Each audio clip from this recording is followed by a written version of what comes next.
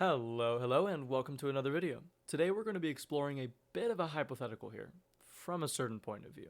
We're going to take a look at the Mortis Gods and the three mortals who have a pretty good chance at replacing them.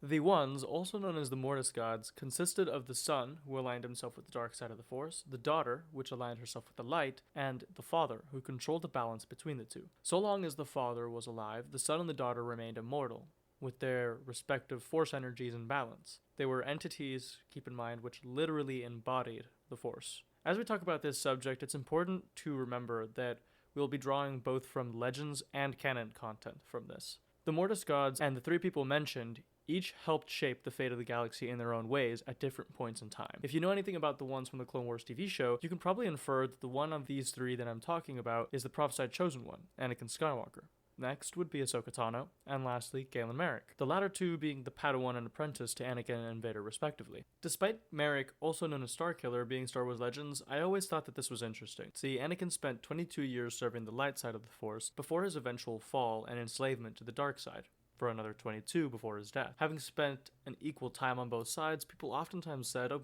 this is the perfect balance, which I could honestly think that it just is a coincidence, but it's still pretty neat. The fact of the matter is that Anakin had two apprentices over the years, Ahsoka, an ex-member of the Jedi Order, and Galen Marek, a Sith Lord / assassin. I think that the duality of their existence deserves a bit more prying into. Ahsoka was taught by a completely different Anakin than Galen.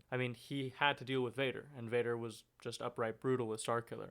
From about 6 years old, he began to train the young boy, often forcing the child to fight for his meals in order to survive. Ahsoka's situation, of course, was different. It was marked by a galaxy-encompassing conflict, which led her to be taught more as a warrior than a traditional Jedi. However, her morals, thinking, and actions clearly depict those of the light side. In contrast, an earlier Starkiller was an incredible show of the dark side. See, I think a lot of people might have trouble with this because of Ahsoka leaving the Order, that this would mean she couldn't represent the light as the daughter once had. By the time that we see her in the Ahsoka show, she's more of a Ronin in nature. In fact, we see her even this way in the Rebels animated TV show. I dare argue, however, that a Ronin / Grey Jedi is the perfect balance for the light side. The Jedi Order of the late Republic had grown far too involved in the political landscape, detaching themselves from what truly mattered: their position in the Force, and upholding that position throughout the galaxy, regardless of the political upheaval it might cause. Not only would Ahsoka be a good candidate to replace the daughter, based on her position in the Force and standing as a Grey Jedi, she also received some of the daughter's life force during the Mortis arc in the Clone Wars. And following the death of the daughter, we see Morai,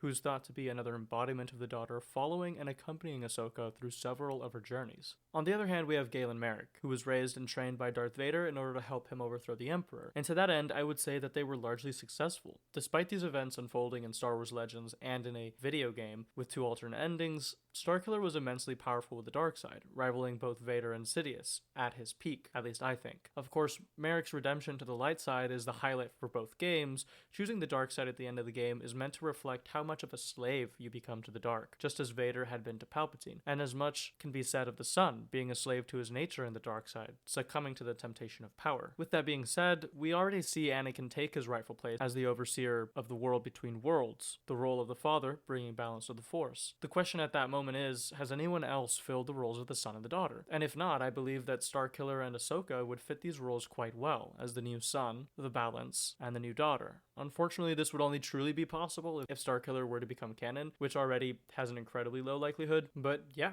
let me know what you guys think in the comments, and if you enjoyed today's video, don't forget to drop a like, subscribe if you'd like to see more, and I'll see y'all in the next one. May the Force be with you, always.